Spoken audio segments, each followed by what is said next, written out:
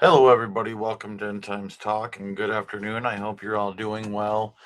Um, got some interesting stuff to talk about today. Just progression in what we've been talking about. It continues to fall apart and get worse. Like it's like every day I'm checking, and it's like, dude, this is getting worse and worse and worse.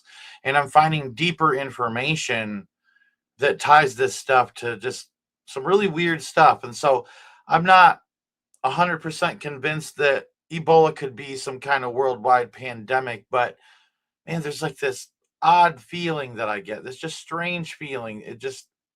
There's just so many things that are going wrong right now with this.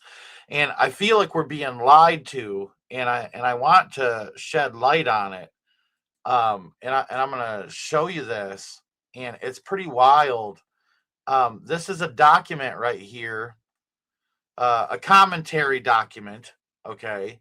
And this is from, and if you look up here in the, hold on, let me make sure this is as big as possible here.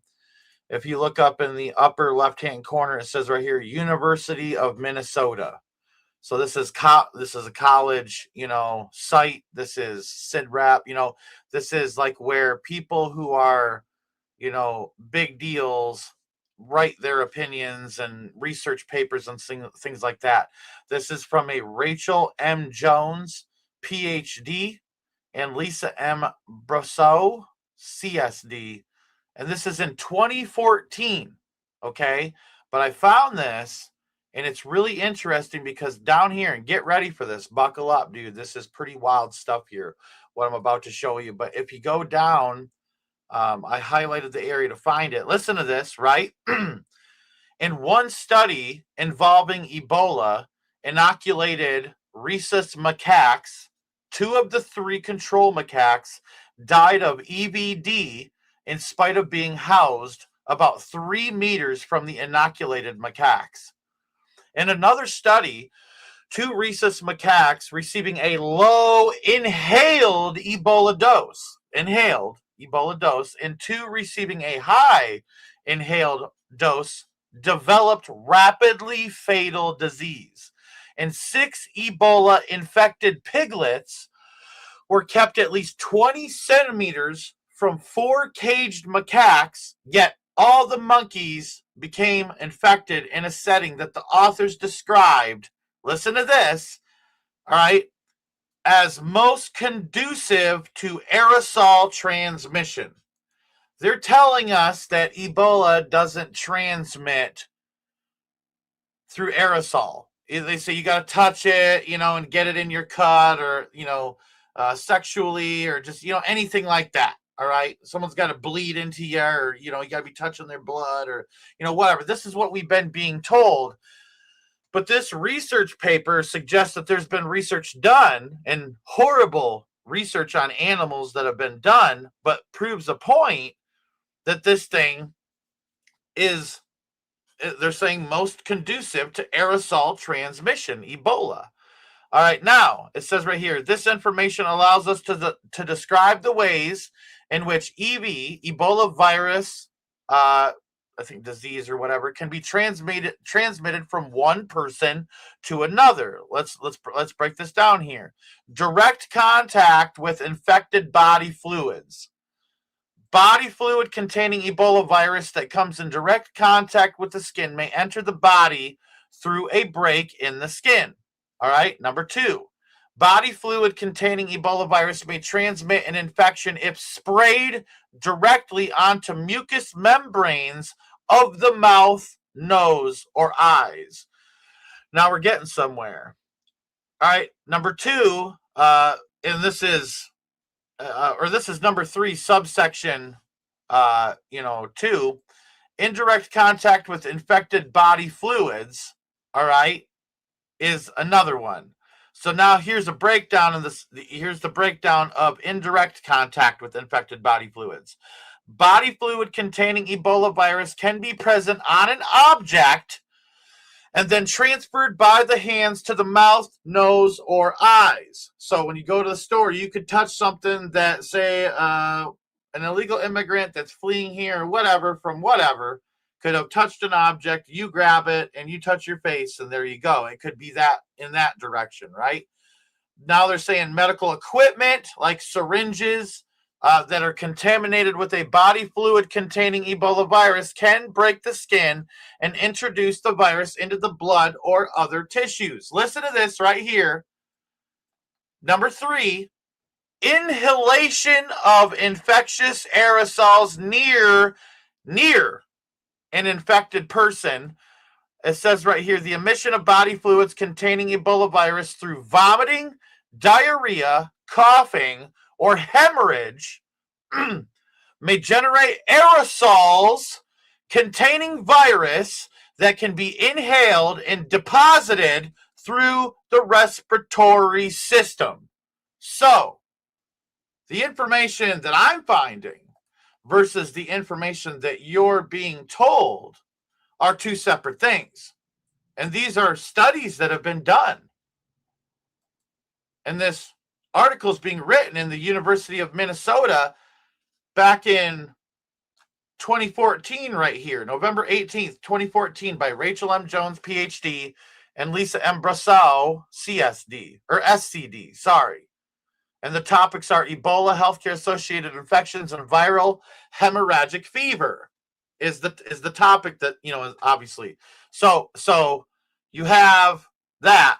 And then also medical procedures like intubation, bronchoscopy, drug delivery, and assisted breathing, etc., may generate aerosols containing Ebola virus, which can be inhaled and deposited throughout the respiratory system.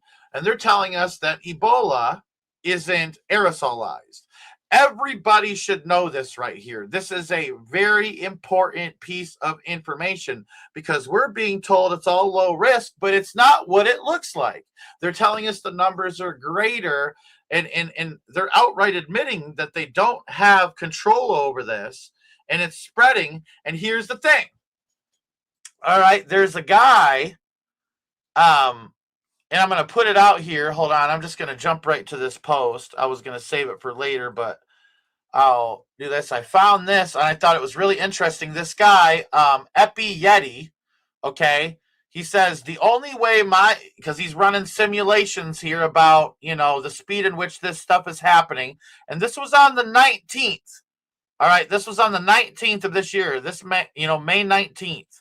2026, he says the only way my simulations can replicate an outbreak this fast and large, already with 130 plus deaths, and this was on the 19th, is with RO, and I don't understand this equation right here, but I'm sure there's someone who does. And it says, and 5 months of undetected spread with 0 interventions. So Epi Yeti is hypothesizing that in order for we to be where we're at, okay, in order to be where we're at right now, they would have had to let this thing go for 5 months that with no interventions whatsoever. And they've even told us, right, check this out, they've even told us that it's further spread than what people can even begin to understand. And they're saying months. They're admitting months. They've said it, and they've said that publicly. Now, let me find this here. I'm looking for something here. Okay, this is what I'm looking for. So, they're saying that, and the sources are really reliable on this. I'm just going to put out the information. I'll show. Give me a second here. I'm trying to find the page here. Yeah, I believe this is it. So right here, outbreak updates, which this was on May 27th. This was 2 days ago. 2 days ago. All right. Outbreak updates is pretty accurate for the most part on X. Like, I've not seen them be wrong too much, like, about stuff as they're reporting it. They're saying this: the most concerning number in the DRC Ebola outbreak may be 7%. 7%. Listen, and this is why, because that was the reported proportion of identified contacts under active monitoring during one coordination briefing. So what he's saying is that when they did this coordination briefing and they briefed everybody that's kind of coming in on the project, they told them, this is obviously an insider giving them info, all right?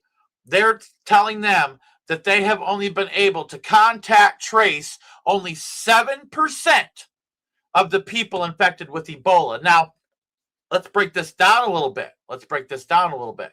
With the 2 firebomb attacks, well, that's what we'll call them. People that are enraged and don't believe Ebola is real and all this stuff that attacked these Ebola treatment centers in 2 different parts of the DRC. Okay, when that attack happened, they were burning the place down. Anyways, the people that were there just fled, right? At the first facility, they only had 6 people that fled. There was only 6 people there. And at the other facility, and that was all the people, they only had 6 people. And then at the other facility, all right, they had 18. 18. That is it. And and that was the whole facility. These people ran off. And to my knowledge, the 18 are still out there. You know what I mean? So what I'm saying is that to begin with, these Ebola treatment centers, they ain't even got a lot of people in them anyways.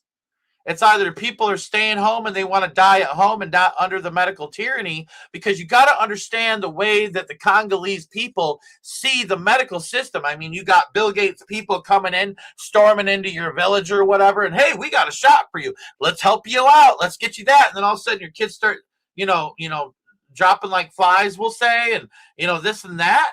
You know what I mean? Are you going to trust what comes next and that they're not just giving it to you to kill you off, that it's a culling? All right, so you got to see it from the way that the Congolese people see it, and a lot of them are being propagandized as well. I mean, we get it heavy in America as well. So you got to know that it's happening there. And so they're saying, I mean, let's break this down here for a moment. You have suspected cases in Italy, in India. You have people that have and you have people that have been transferred to Germany. You have people that have been transferred to the Czech Republic. You have people that have been transferred or getting transferred to Kenya. You have people, this dude that got on a plane and almost made it to Detroit, Michigan, and then he got rerouted to Canada. All right, so there's all these different. It's spreading out, and then they have confirmed that it's in obviously DRC and Uganda. They're saying they believe that there's stuff spreading in South Sudan as well. And I said that a few days ago. They'll come out with it eventually, but they're freaking out. Everybody's shutting their borders. Everybody's screening at airports. If you are a person that is flying or that has flown recently, please contact me and let me know kind of what you're seeing on the ground. That would help viewers know what's going on. I like to learn from people and what they're seeing. So you can email me at endtimestalk777@gmail.com. But so what I'm saying is, absolutely, Joe Travis, absolutely. They're spraying stuff. They got, the jabby. There's a document that's from the FDA. It's from the FDA. And in it talks about hemorrhagic pneumonia being one of the side effects from the jabby. And this is all over the internet. And the hantavirus. So it's like they have it set up to where, like, if they want to pull some kind of switch, lipid nanoparticles, we'll just say that, pull some kind of frequency switch and disperse the, lipid nanoparticles and what those contained, we're going to have a mess on our hands.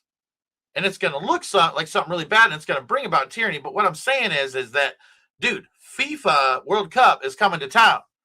Santa Claus ain't coming to town. FIFA World Cup is coming to town. And that means 5 to 7 million people, foreigners from all over the world that could have had contact with any of these places are coming in. They're saying now, we're going to get our poop in a group, and there's going to be, Ebola, mandates and this and that, for the airport. Now, check this out, right? This was yesterday, okay, hold on a moment.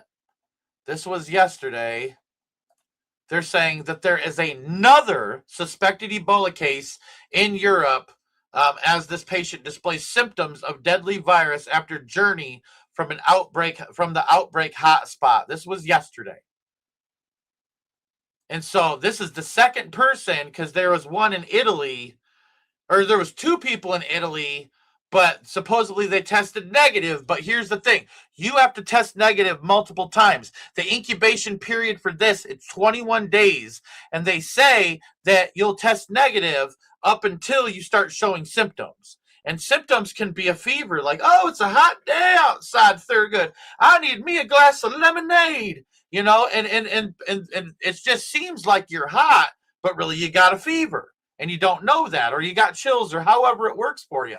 But my point is that you can have mild symptoms and be around other people, and most people really don't give a rip about their neighbor. Most people don't really give a rip about keeping the people around them safe, just as long as they live and they're fine.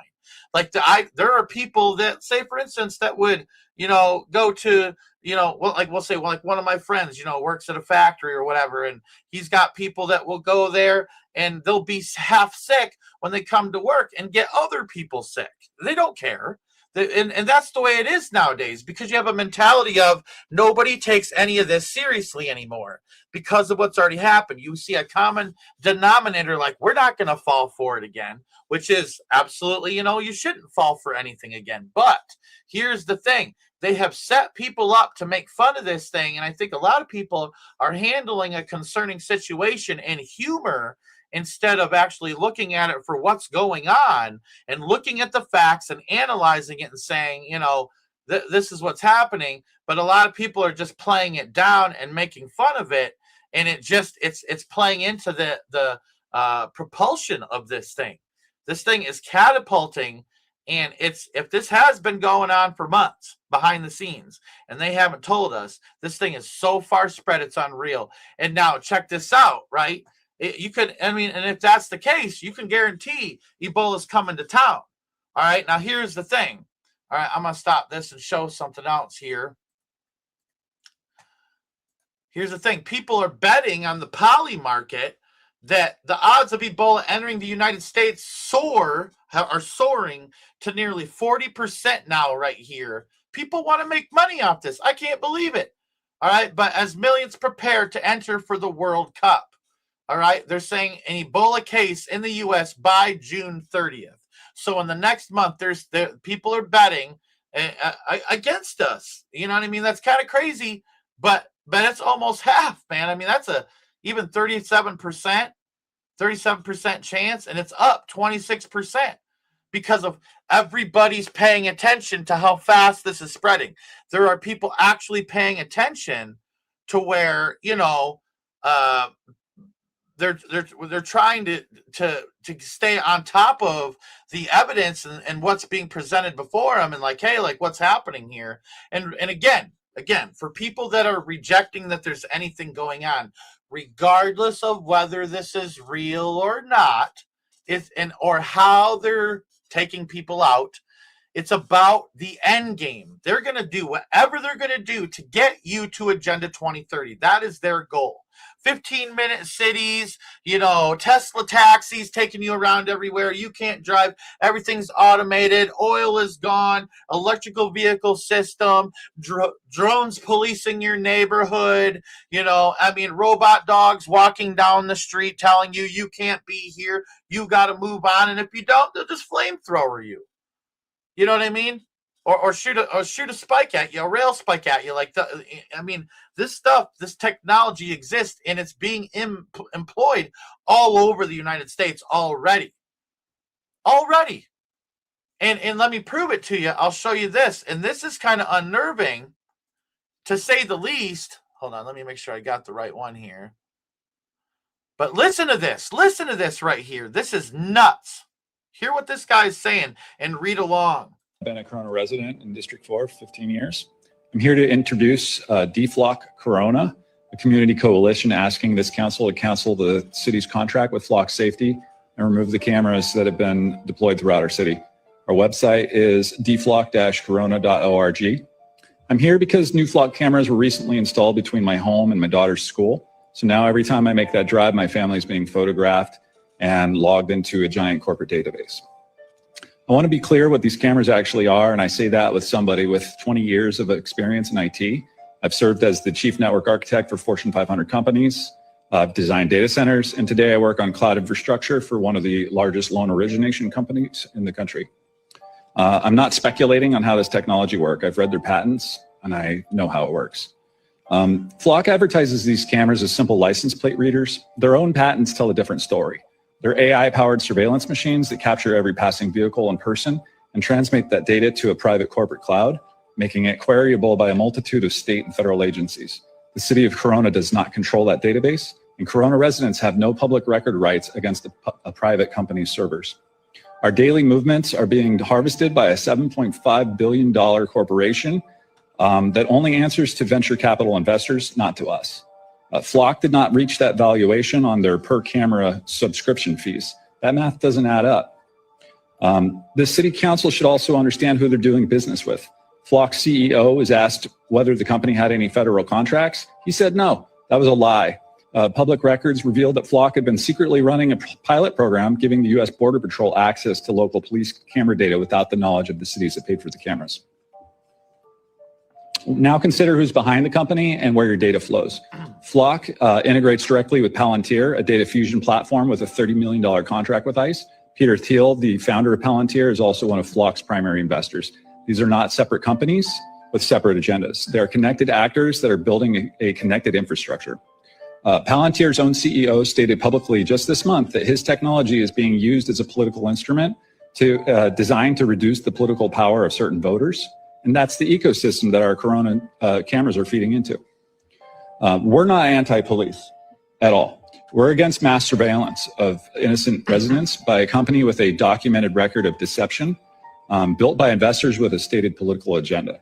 We're asking the city council to start auditing the queries made against Flock's database to disclose any data sharing agreements and to take a vote to cancel the Flock safety contract.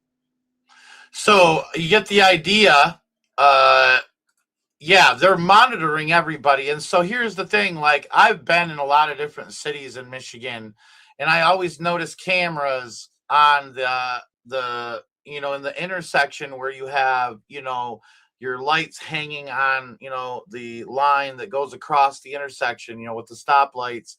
And then on the poles up at the very top, out of sight, out of mind, they have these cameras. And I know people that have talked to law enforcement that say that those are government cameras. They're not like local cameras. And you have cameras that have been pre-positioned along, these routes on highways, freeways, and interstates that are, again, what this guy says, analyzing where you're at, where you're going, which direction you're heading. And AI is analyzing all this data in real time. And so here's the thing, drones, robot dogs, all this tyranny that is closing in on us, and no one barely is doing a damn thing about it. The data AI centers or the AI data centers are being built. I mean, they're in mass being built. This stuff is happening. It's all around us right before, say, this hammer could drop. They have everything that they need to bring about Agenda 2030 almost in place. Your tyranny is right around the corner, and everybody's fixing to walk around like nothing's happening. Everybody walking around living their life like nothing's going on. I'm telling you, society is about to change. Life is about to change as we know it. And I don't know if it's going to be this year. I don't know if it's going to be next year, but I believe that it will be before the year 2030. And I'm talking before. I'm talking 2029. I believe we will have something like this in place before 2029 because they're telling us that's what it's going to be. And I don't care if I'm upsetting people or freaking people out. People need to know the truth about what's going on. And so it seems that everything right now with this Ebola stuff would pave a perfect path for this implementation of a new world order. All right. And it's just mind blowing. Now, the 2014 Ebola outbreak was actually quite a bit bigger than, this one. All right, a lot of people died, and this is a graph that I'm going to show you that is lower in like it was in the early stages of this thing still. We're not talking, we're in May 29th, we're almost in June now. Uh uh so this is previous, okay? All right. All right. Now, with this graph, you see that it is almost a moonshot with this 2026 event that's taking place. And this again was on May 19th. May 19th. And so, yes, we've seen more death with the West Africa Ebola event that took place from 2014 to 2016. But again, 2 years, 2 years. You see what I'm saying? These events seem to be leading up to this event. This, I'm telling you, do you see the levels here of what's taking place? And I mean, this thing ain't even close. We're way up here now.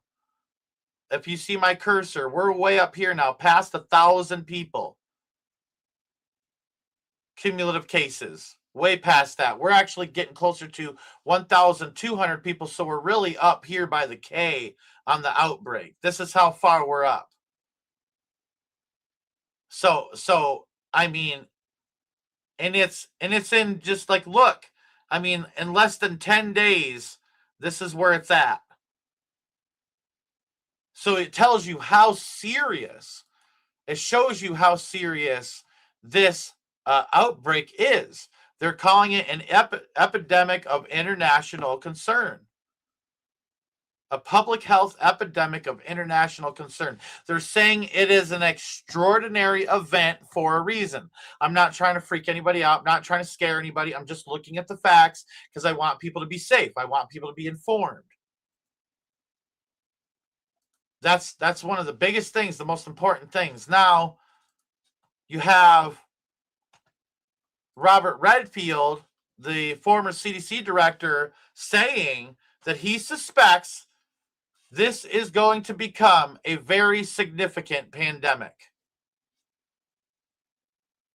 And this was 8 days ago that he said this, 8 days ago, and it's way worse now. And I'm telling you, the numbers are way higher, because there's people hiding out. They don't want to get tested. There's some people in denial out there, and there are people fleeing for their lives, heading to different countries, trying to get out of the DRC.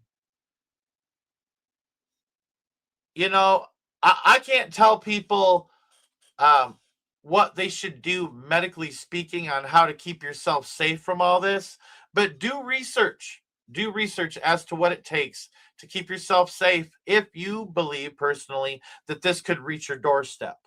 Now, I'm not freaking out right now. If there is a couple of cases that start to pop up in America, all right, where it's in the news and all that stuff, I'll probably take things a little bit more seriously, look into it a little bit more. But right now, I'm pretty chill about it. The chances of dying from this, you actually have a greater chance of getting hit by lightning, believe it or not. But actually, I mean, lightning is really dangerous. But you have a greater chance of getting stung by a bee and dying right now. But the reality is that window is closing, and it's turning into, this is becoming a dangerous thing. All right, and so I want people to be aware and updated about it. Now, they're saying that the U.S., Canada, and Mexico are announcing Ebola-related travel measures ahead of the World Cup. This was yesterday. The United States, Mexico, and Canada on Thursday announced aligned public health travel measures for people coming from African regions at the greatest risk from Ebola. They said in a joint statement as they aim to protect citizens and visitors during the World Cup. And I mean, it's not just the DRC now, because this thing's spread out. I'm telling you, South Sudan, Uganda, probably Rwanda, and all that stuff. So it's And then who's visited there, and then who's going back to who was visiting Rwanda when it spread into Rwanda, or who was visiting South Sudan when it was spreading in South Sudan, or Uganda, or the same thing, and then they head back to their countries and say, Europe, or Russia, or this thing could already be all over the place, and it's a ticking time bomb that's in the sense of 21 days later we're going to see a huge uptick, because they even tell us they don't have it under control by far. They say they have it 7% under control at one of their meetings, is what I can report right now. That's hearsay, but it seems rather accurate with the way that they're talking, and they're all saying we're concerned, we're concerned, we're concerned, we're concerned. Like the World Health Organization director, and then even Trump said he's concerned, and Putin said he's concerned about Ebola, and so there are people that are watching this thing closely, and they're already taking measures with the airports and closing of borders. Some borders are completely closed off. Nobody in, nobody out. Like Uganda, that's one of them. South Sudan, that's one of them. Things are shutting down already, and we're only like 10 days into this thing. Probably not even that, like 8 or 9 days into this thing. Yeah, it's 10 days because it was kind of on the 19th, ish. But yeah, so we're about 10 days into this thing ish. And it's spreading like wildfire. It says the health and safety of every person in the region remains our highest priority as we welcome the world to North America. They said in the statement, which did not detail the aligned measures. Oh, okay, here, which did not detail the aligned measures. Now, I know from what I did from the research I was looking at that actually the majority of people that are coming into these airports, they get a temperature. Um, they get a temperature check, and then they have a questionnaire. Where were you? What are you doing? Where are you going? That sort of thing. And so it's not extremely extensive. And then there's supposed contact tracing. Well, you come into contact with other people here in America, but what if you're here to do people harm? What if there's people here in America that would love to see this spread? That would love to see it spread. It would actually benefit their religion or group to see this spread. This threat exists heavily in America right now. Even people that were born in America, and people like the Liberal Front and Democrats and even some Republicans. I mean, they would love to see this chaos come about and this acceleration take place. So they didn't even detail the measures, but they're saying, that it's their highest priority. The World Health Organization on Sunday, May 17th, declared an Ebola outbreak in the Democratic Republic of Congo. So it's on the 17th. So yeah, we're 12 days into this. We're 12 days into this outbreak, right? Because that was when it was declared. And said there was a high risk it could spread to neighboring countries. So high risk is the words there. The decision has prompted governments to step up travel-related containment measures. Washington last week banned non-U.S. citizens who had traveled to the DRC, Uganda, or South Sudan in recent weeks from entering the United States. That's not true. They funneled them at first through the Virginia airport there. I forget the name of it. The ban was extended by the Centers for Disease Control and Prevention to green card holders who have been in those countries in the previous 21 days. But what if it's 5 months that it's been undetected? All right. What if it's 5 months?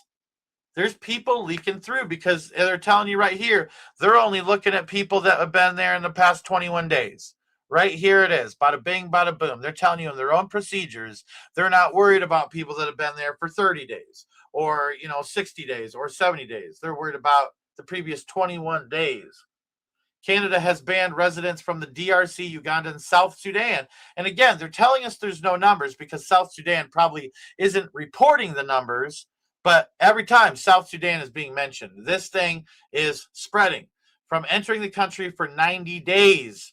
All right, the next 90 days. And they'll extend that out. Watch, mark my words, they'll extend that out, which started on Wednesday. Now, I'll tell you right now, on top of all of this, we have to remember there is a oil crisis going on. And there are experts saying in July, don't go flying anywhere because you might not get back home, is what they're saying. I literally heard that. I can't remember who told that to me, but I heard that and I was like, man, dude, it is getting bad. And they're saying this summer, that fuel could really start to hit the bottom of the tanks with America. You know what I mean? And so I don't know exactly what's going to happen, but it seems to me that a perfect storm is brewing, a perfect storm of chaos to usher in and complete a new world order. Haley says, honestly, Josh, your patience and dedication to sifting through and researching all these things constantly going on in the world amazes me. I appreciate all the hard work. I appreciate you, Haley. Thank you for the kind words. I do spend a lot of time doing this, and I wouldn't have it any other way. I wouldn't have it any other way. I'm going to spend the rest of the day working on my investigation, but I figured I'd get this stuff going and put out there so that way people have these updates, because I don't know anybody else talking in depth about Ebola like this right now. And honestly, yes, there's other things happening in the world right now, and there's other things to talk about, but I feel like this is a little more important. That's just where I'm leaning right now. Like, it could end up becoming all of a sudden contained in the next hour. I doubt it will. Or contained in the next 10 days. I doubt it will. But it could get contained and start to decrease. And I pray that that day is very, very soon. All right. But the reality is, there's a lot of acceleration in this thing rather than a slowing down. So, yeah, and again, Haley, yeah, you're right. I heard the same thing, that they're saying that the USA will run out of gas literally on July 4th, 250th anniversary. And if again, that plays into that, economist cover, the 2026 economist cover. So there's a lot of different stuff going on, and it's happening really fast. I can't tell you how to approach this thing. You got to pray about it, and you got to come to God about it, and He will guide your steps. He will direct your path. He will pave a path for you. God is good. He loves His people, and He ain't going to leave you high and dry as these things are taking place. I believe that Christians don't have to just survive in these days. I think we're going to thrive.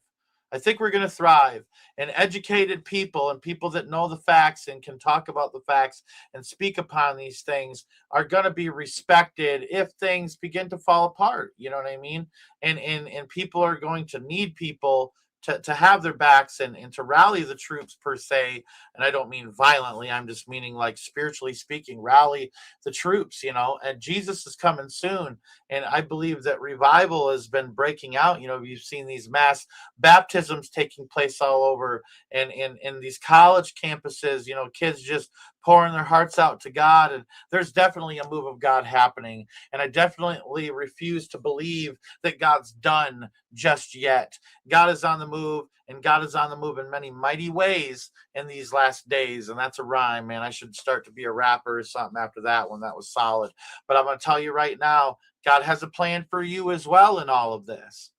He has a plan for you in all of this chaos. You are alive right now for a purpose. You could have been born in any other time in history, but you were born now. And this is some of the most exciting times to be alive right now. Even though it's crazy scary sometimes, and there's a lot going on, and it seems heavy duty, just take it and put it at the foot of the cross, and tell Jesus all about your worries and your woes, man. And I'm telling you, Jesus is tender, and He's loving, and He's kind, and He's caring, and He's understanding, and He's peaceful, and He's full of joy, and He spreads happiness, and He will give you the peace that you're seeking, that you can't find anywhere else on this planet. You can look under every rock and in every dark crevice of this planet, but you will not find the peace that you're looking for until you submit to Jesus Christ, our Lord and Savior. I'm telling you, it's the truth. Every knee's gonna bow and every tongue's gonna confess. I won't be on the right side of history ahead of time. I don't know about y'all, but that's where I stand. So with today, that's kind of what I have for you. And I love you guys so much. And I pray that you guys are safe in the days ahead. Stay strong. Keep your family, especially your children, safe. And I just pray that God does amazing things in your life. I also want to say real quick before getting off of here that if you feel led to support my investigations in, bringing about this new documentary, I do have a little bit of funding that's come in that's helped, but there's still a little bit of a lack. But God's going to take care of it. I fully believe it. And so if God puts it on your heart, I'm around, and you can find my contact info in the comment section below. One of my moderators are more than likely put it down there for you guys. So I appreciate you guys. I hope you guys have a great day, and may God bless you all. May he keep you. And please don't forget to go out and change this world in which you live.